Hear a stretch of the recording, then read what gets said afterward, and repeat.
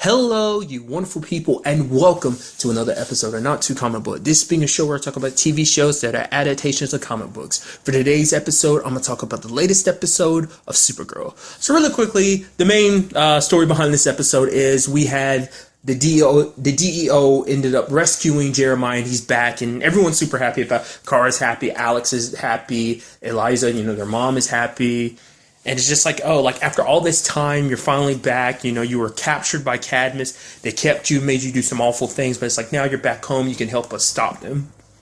But a big part of the episode deals with the fact is that Mon-El, right off the bat, has reservations. Which you got to admit, when you look at the situation, you're like, Mon-El's kind of got a point. It's like, it's a little suspicious that it was ridiculously easy for you to kind of track them down. It's like, you've never really had that much luck before. I mean, it's like, because he even brings it up later on. He's like, you guys, like, the DEO has been looking for Jeremiah for like the past 15 years, trying to figure out where he is and everything. I mean, and not even just then, it's also about the fact is that, especially when Alex and John last season were going off to try and find him and everything, it's like, they didn't have any luck finding him, but it's like all of a sudden, bam, we just happen to randomly come across like him. It's like, even he's like, how have we ever been this lucky before in recent history? And it's like, now we're bringing him back and we're giving him full access to the DEO because he's like, oh, let me kind of pick my life back up. I want to do my best to help you in and everything. Because so many interesting things come up in this. Like, obviously, it's a very interesting storyline because it comes at a very interesting point in time.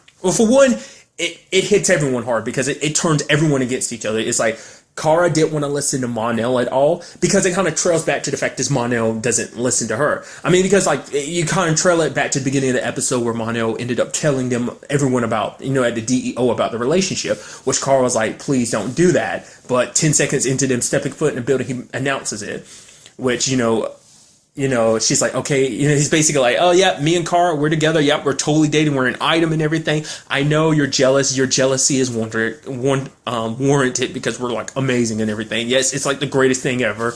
And then you even have John be like, you're gonna have to, go to HR and sign out some forms. And Kara's like, oh, you're so funny. He's like, no, serious. She's like, wait, what? Really? She's like, yeah, you're dating a coworker, so now you need to go sign out some forms, sign them in triplicates and everything. So, but the point is like, it's to bring up the fact is that he doesn't listen to her. And that's one reason why she didn't want to listen to him, because it's like she asked him, it's like, okay, I know you're very suspicious and everything, but at the very least, she's like, do this one thing for me. Like, just talk to my dad and everything. But it's like, rather than talking to her dad, he actually is like, no, I'm not going to. It's like, I'm suspicious about this. And he, like I said, he bring up some valid points. It's like, all of a sudden, you just pop up and you were supposed to just accept the fact is that you're normal. The fact is, because he understands, he's like, Kara, I get why you're not, I'm the only one not seeing this because everyone else has their own affiliation with him. So it's like, Kara and Alex aren't going to listen because it's like, that's their dad. But then, someone like John's definitely not going to listen because Jeremiah was the first person to accept John, and it's like that was kind of his first friend. So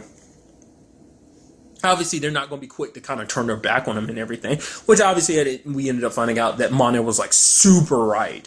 But like I said, it brought up so many things because it's like, because even Wayne kind of brings it up to Mon-El. Like the fact is that at the end of the day, he doesn't listen to her because the fact of the matter is that's one great example of like, hey, she asked you not to blab about the relationship because she wanted, because for her, it's like, when about her relationship with Jimmy, it was a situation that everyone knew about. And it was just kind of like, it's fine and dandy, but at the same time, it's like a situation where she didn't give her and Jimmy the time to be like, hey, let's keep this an intimate thing first before we let everyone else know. And that's kind of what she wanted to do with Mon-El. It's like, figure some stuff out. Let us kind of get more time associated with each other. Let this relationship breathe a little bit. And then we can announce it to everyone. Because she just basically didn't want everyone else's, in her business like that, essentially. Her business to become publicly known to everyone else. But it's like, the situation, you can see where Mon-El was coming from. You do. I mean, I personally can see, like, obviously he didn't mean any harm by it. It's like, basically he got super excited. It's like, oh man, me and Kara, we're a couple. It's like, I've had a crush on her for a while. It's like, now it's a real thing. I want to announce it to everyone. I'm in love. Yay. It's understandable. I feel like anyone can really understand that. Especially when you think about who he is as a Daxamite, because it seems like, Daxamites are kind of labeled as kind of party animals that, like, they don't really take anything. Like, basically, Mon-El will be kind of labeled as a player, is what I'm kind of getting at. That basically Daxamites, maybe something like monogamy. Certain people might look at a Daxamite and be like, I'm not really sure if monogamy's something you're familiar with on Daxam. I mean that might be very crude of me to say, or even think that maybe that's not the case. I don't know. You know, because even Monel brought it up. The fact is, he doesn't really know what it's like to really just have feelings for someone. I mean, because it's like I said, it's just kind of a party planet. It's just kind of like you move on one person to the next. There's no feelings involved, at least from the way Monel kind of talks about it.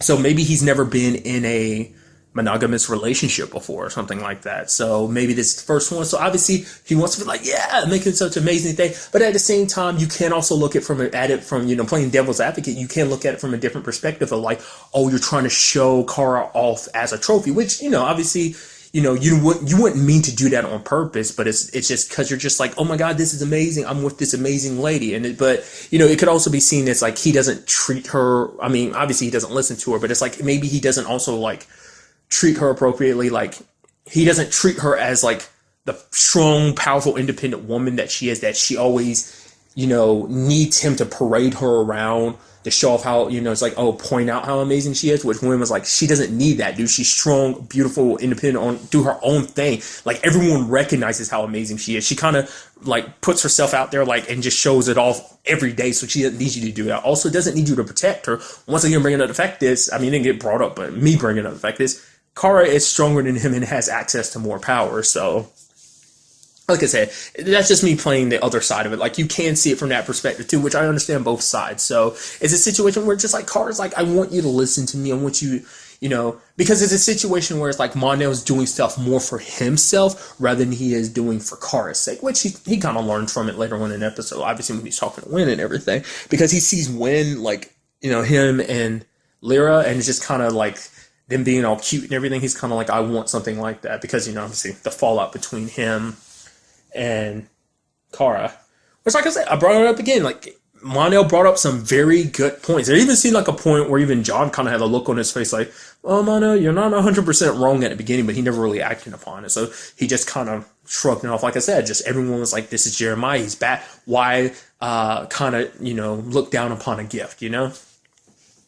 And especially, I wasn't expecting things to turn the way it did between Kara and Alex. Because, I mean, they brought up the fact that, you know, Wynn had tracked him and was like, yo, he broke into the system and everything. And he came up with the lame excuse like, oh, I was just trying to keep an eye on you, look through all the records and stuff, trying to figure out, you know, look at all the great, amazing things you've done since I've gone, you know, being Supergirl and everything, all the people you've saved, and, you know, you guys working together and saving the world, essentially, saving National City. And it's like, you know, Alex is like, I can't believe, it's like, I'm disappointed in you two, talking about Win and Monel, but then it's like, I just can't believe you either, Kara, which Kara goes to her is like, Alex, I'm not trying to pick a side or anything. She's like, obviously you are. It's like, I get it, things are great between you and Monel, you know, you're in that quote unquote honeymoon phase, but it's like, why would you pick his side? Which is like, for one, let's not forget, she's the one that kicked him out in the first place. So it's not like she was 100% on his side. Obviously, she's on his side now. There's obviously reason for it, you know, which there was. Because it's like, it's a little suspicious, don't you think? If he's got questions about us, why not ask us directly? Why wait till he's alone to do something like that? He could have easily asked John to get him access to the system and be like, hey, could you help me show me all the things? You know, so like, it's a little suspicious. It's not just a little suspicious. It's very suspicious. But at the same time, it also, you have to think about it from a different perspective. It's like, Alex has her dad back after all these years. He's been gone for a very long time. Probably like almost half her life he's been gone. You know, I would go as far as saying almost maybe half her life he's been gone. But, you know, so obviously she's going to want to believe him more than anything else. Because now she almost feels like Kara's turning against her. Because obviously it was never brought up. But a different, you know, playing, you know, kind of breaking it down even more. If you think about it, it's like, Jeremiah is her dad. He's not Kara's dad. He raised Kara like a dad. He is her Earth dad, but he's not her biological dad like, you know, he is to Alex. So I think there's another way you could break that down too, of being like, you know, I mean, I'm surprised it didn't go that way, but it's just because, you know, Alex could have been like, he's not, well, the fact is, it's like, oh, like, he's my dad. And, you know, Kara said he's my dad too. I'm surprised Alex could have been like, yeah, but he's my real dad. But, you know, wasn't trying to go that route. But she's like, the fact of the matter is, they act like that. You have a choice. You can be you can be part of the family or not. Basically saying choose the family side. It's like, I mean, like I said, more so than anything, it's like the fact of the matter is like your family's been broken for such a long time, and now you're finally together again. You had dinner, mom and dad obviously have some catching up to do and got to kind of repair the relationship. But it's like you're together again, a whole family again after so long. So, but like I brought up, the fact is Monel was right, and it wasn't a happy thing of like, oh yeah, Monel was right. Like, yep, Monel was right. I was very interested to find out that he is basically cybernetic. Even the fact is that he has an arm, like has like a cyber arm, kind of like similar to Cyber Superman. That's kind of interesting. I mean, even on, when you break it down even more level, it's like, oh, at one point in time, Dean Cain played Superman. It's like, now he's cybernetic. So it's like, technically, if you want to think about it, he's technically Cyber Superman to a certain extent, nevertheless. What I find very interesting is the fact is that obviously we end up finding out later on in the episode that he ended up stealing obviously he stole some information. It turns out all that information was like basically the national alien registry that basically, everyone signed. So now they have the identity and locations of all the aliens, well, at least the ones that have registered at the very least. And obviously this is Cadmus's plan, but nevertheless, it's like, obviously, he was telling John before they fought and everything. He's like, no, you don't got the whole story. There's more to it, which I figured there would be. And he even tries to explain to Alex, because when he's out there, like Cyber Superman knocks down a tree and is about to fall on Alex, and you hear him kind of shout, it's like, Alex! And he even tells her later on, he's like, I did this. Would you believe me if I told you I did this for you? Which I'm kind of figuring is the case. It's kind of like, most likely what happened is they threatened his family. It's like, okay, so either you work with us or we track down your family and we kill them. It's like we have access to some super powerful people. Even if Alex is a well-trained agent, because he said he did it for Alex, it's like, even if she's a well-trained agent, she's still human. And if something did happen to Eliza, at the very least, Kara could get to her or help her. But it's like, Alex is well-trained and everything, but she's still human. So...